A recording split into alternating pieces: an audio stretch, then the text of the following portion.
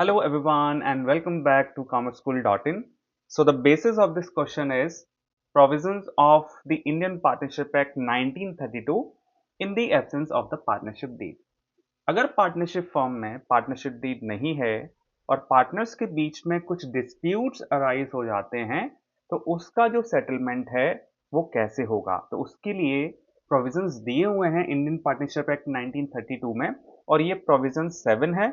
इन 7 provisions के basis पर ही decisions लिए जाते हैं और डिस्प्यूट को सेटल किया जाता है। तो जल्दी से देख लेते हैं प्रोविजंस क्या हैं। तो अगर हम प्रोविजंस की बात करें, वन सेकेंड, अगर हम प्रोविजंस की बात करें तो पहला प्रोविजन है पार्टनर्स के बीच में जो प्रॉफिट शेयरिंग रेशियो होगा वो इक्वल होगा।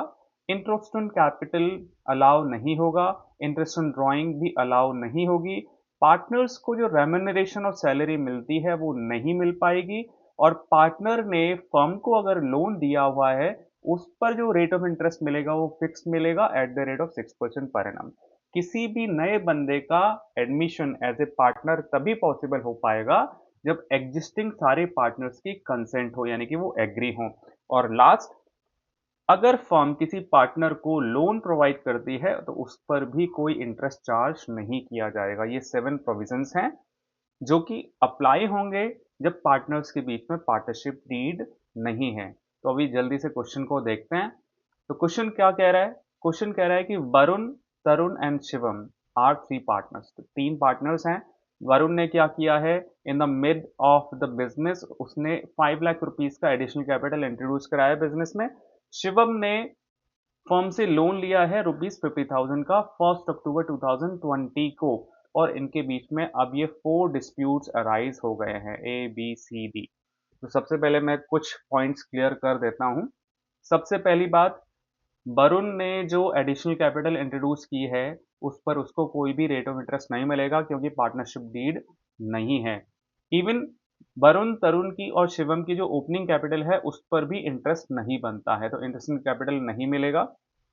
सेकंड, फर्म ने जो 50,000 रुपीज का शिवम को लोन दिया हुआ है इस पर भी इंटरेस्ट नहीं बनता है। जो हमने सेवंथ प्रोविजंस को पढ़ा था वो सेवंथ प्रोविजंस यहां पर अप्लाई हो रहा है। ओके, अब हम देखते हैं फर्स्ट पॉइंट। फर्स्ट जो डिस्प्यूट्स है वो क्या कह रहा है? Varun demands interest at the rate of 10% per annum on rupees 5 lakh being his extra capital. वो कह रहा है, वरुण कह रहा है कि जो मैंने एडिशनल कैपिटल इंट्रोड्यूस कराई है बिजनेस में रुपीज 5 लाख, उस पर मुझे 10% का इंटरेस्ट चाहिए। तो क्या आंसर होगा इसका? आंसर ये होगा कि उसको इंटरेस्ट नहीं मिलेगी क्योंकि in the absence of partnership deed partners को कोई भी इंटरेस्ट अलाउ नहीं होती है। वेदर अगर उसने एडिशनल कैपिटल भी इंट्रोड्यूस कराई है उस पर भी उसको इंटरेस्ट नहीं मिलेगा। अब इसका आंसर आपने कैसे लिखना है? तो इसका रेफरेंस आपको देखना है इस तरीके से। One second. In the absence of a partnership deed, provisions of the Indian Partnership Act 1932 would apply और no interest on capital would be allowed. Clear है पॉइंट? अब नेक्स्ट डिस्प्यूट्स देखते हैं। नेक्स्ट कह रहा है B point, Tarun desires that is Sandeep should be admitted as a partner and he will give him half of his share. Varun and Shivam do not agree. तो मैंने आपके साथ अभी डिस्कस किया था, किसी भी नए बंदे का एडमिशन एज ए पार्टनर तभी पॉसिबल हो पाएगा जब सारे के सारे पार्टनर्स एग्री करते हों। तो यहाँ पर तरुण तो बोल रहा है कि मैं एग्री हूं कि मेरे सन को आप एडमिट कर लें एज ए पार्टनर, लेकिन वरुण और शिवम एग्री नहीं है। तो इसका मीनिंग ये है कि दीप एज ए पार्टनर बिजनेस में एडमिट नहीं कर सकता। तो इसका आंसर आपने कैसे लिखना है वही देखते हैं। तो बी पॉइंट का आंसर होगा in the absence of a partnership deed provisions of the Indian Partnership Act 1932 would apply. Tarun Sandeep would not be admitted as all partners do not agree. Clear है point? Third point, Varun and Tarun are of the view that Shivam should be charged interest on loans from the firm at the lending rate of the banks which is 12% per annum.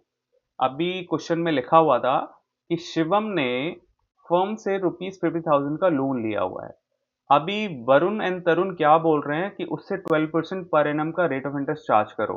तो अभी हमने 7th provisions पढ़ा था कि कोई भी interest charge उससे नहीं होगी क्योंकि पार्टनरशिप डीड नहीं है। तो इसका भी आपने आंसर पार्टनरशिप डीड के जो सॉरी प्रोविजंस हैं इंडियन पार्टनरशिप एक्ट में 1932 में, उसका रेफरेंस लेके उसको आंसर आपने करना है। तो क्या आंसर आप करेंगे? In the absence of a partnership deed, provisions of Indian Partnership Act 1932 would apply. No interest on the loan to Shivam from the firm is charged. Here a point. Last dispute. Last dispute बोलता है तरुण has withdrawn rupees 50,000 from the firm for his personal use. तरुण ने 50,000 rupees अपने personal use के लिए withdraw किए, यानी कि इसकी ड्राइंग है। Varun and Shivam are of the view that Tarun should be charged interest at the rate of 10% per annum. अभी तरुण ने तो ड्राइंग की हुई है, लेकिन बाकी जो पार्टनर्स हैं वरुण एंड शिवम बोल रहे हैं कि उसे 10% पर एनम का रेट ऑफ इंटरेस्ट चार्ज करो।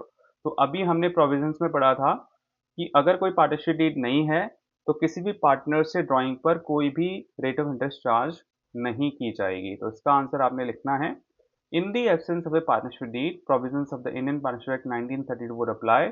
No interest on drawing would be charge from any partner. वैसे तो किसी भी पार्टनर से चार्ज नहीं की जाएगी। अभी यहाँ पर किसने विथड्रॉ किया था? ये किया था तरुण। तो तरुण से भी कोई भी रेट ऑफ इंटरेस्ट चार्ज नहीं की जाएगी। आई होप आपको इसका सॉल्यूशन समझ आया होगा। Thank you very much for watching this video.